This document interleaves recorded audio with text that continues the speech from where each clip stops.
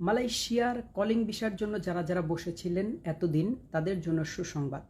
মালয়েশিয়ার সরকার আনোয়ার ইব্রাহিম বলেছেন, বিদেশি কর্মী 26,68,000 কর্মী মালয়েশিয়াতে নিবে, বাংলাদেশ থেকে নিবে।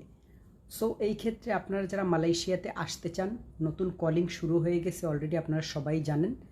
সো আপনারা কিভাবে আসবেন বা প্রসেসটা কি, এটা আপনারা ভালোভাবে জেনে নেবেন। এবং এর পাশাপাশি আমি আপনাদেরকে যেটা বলতে চাই, কোনো ধরনের দালাল চক্রর হাতে যেন আপনারা না পড়েন। ভালো এজেন্সি বা ভালো কাজ করে আপনার পরিচিত কাউকে দিয়ে কাজটা অবশ্যই করাবেন। সবথেকে বড় কথা হচ্ছে যে এখন মালয়েশিয়ার ভিসা হচ্ছে। সো আপনারা যারা যারা আসতে চান অবশ্যই আসতে পারেন। এবং সবসময় খেয়াল রাখবেন যে আপনারা আসার আগে যে এজেন্সি আপনাদেরকে আনুক না কেন, আপনারা কাজ ঠিক করে আসবেন। কারো কথায় কোনো ধরনের বডি কন্ট্যাক্ট, স্টুডেন্ট ভিসা আপনারা আসবেন না, তাহলে আপনারা অনেক ধরনের ঝামেলা, আপনাদের অনেক হ্যাসেল বোয়াতে হবে।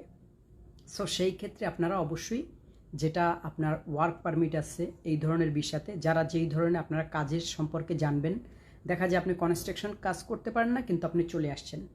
সো ডেফিনেটলি আপনারা যারা শপে কাজ করতে পারেন, ওয়্যার হাউসে কাজ করতে পারেন, পাম বাগানে কাজ করতে পারেন, তাদের জন্য তো ভালো। আর যারা না পারেন অবশ্যই কাজটা জেনে আসবেন। এবং অবশ্যই আসার যে একটা কস্টিং, এটা আপনারা জেনে আসবেন যে কত টাকা